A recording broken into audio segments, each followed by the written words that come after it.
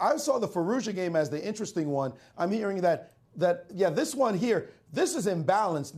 Fallujah has sacrificed an exchange. So let's take a look. Let's keep our eye on this one. As Fallujah has sacrificed an exchange. It wasn't a loss of an exchange. It was a sacrifice of an exchange to get this position against Rapport. And we're looking at the clock times as well. And he's under a minute. Both of them are under a minute right now as the bishops are raking down the chessboard. Black with 2 pawns at the moment. 4, count them, 7, yes. 2 pawns, but the C6 pawn looks vulnerable. Black hitting a rook on B1. His rook looks like it wants to get in to D2 at some point. The bishop on D4 will be quite strong. Looks like real compensation here for Black, yes. Yeah, no, definitely. 2 bishops on an open table, as the Soviets used to say.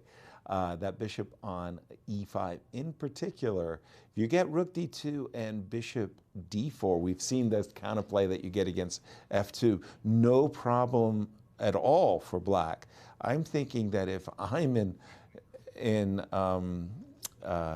white shoes, I kind of like a draw and to get out of here, actually. By the way, that game that we did call between Vladimir Kramnik and Wesley was a draw, okay, as we kind of suspected. And here we go. This bishop on D4 is a monster. Ooh, oh, pardon me, the bishop was attacked. I was about to say, I wanted to get into the move E7, E5 and cement the bishop. And look at this, definitely Ali Reza Fallujah. And his rook is active on A6. His bishops are both active.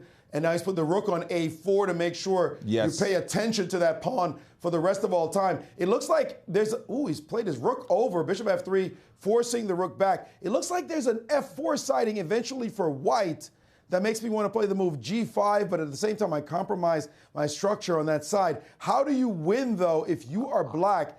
You can hold him down, but it doesn't seem like it's victorious. Oh, I definitely wanted to play bishop D7 and E7, E5. Remember, I've got a pawn majority on the king side. Use it. Put your bishop back on D4. Put your pawn on E5. Play for F5. And bishop has repurposed itself to the D6 square. And now we got H5 on the board. And the bishop back to F3, and he spotted a weak pawn, and Ali Reza in trouble on the clock with only 3 seconds left.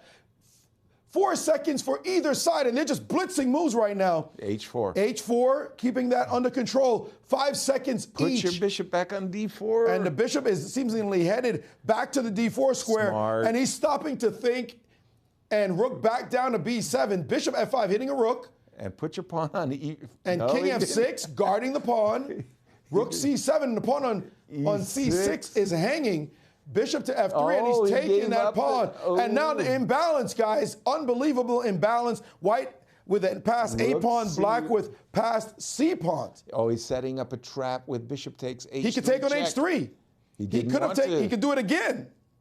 Bishop H3 check. He's played E4 instead, and he's taken directly. Wow, there's some potential mating setups back here. There certainly is. Bishop to G4 hits the rook, and now king to G5, F5, and F5. And the momentum is all on Black's position. Whoa! And now Bishop E2 is going to win back material. Give me that. There goes the F2 and there goes pawn. The F pawn, and he's going to play Bishop pawn. C4 to just have some sliver of hope, but he's getting mated almost on the other side. Rook C2. Oh, this is winning for Black. Oh, no question about it. He's just got to keep his rook on that rank. He's going to play bishop to E5. And now king marching in. Here comes the king. Oh, there was a check and a check. Yes. It's mate. Isn't it mate? It's mate. Isn't it mate? What's wrong with mate? No, there was rook G1. Oh, there was a rook on G1. My fault. He moved his bishop C4 from check, D4. and that's it. That's it. He's winning because of king G4. It was king G2 would be met by rook G1. Or queen. Or queens as well. That was slightly better.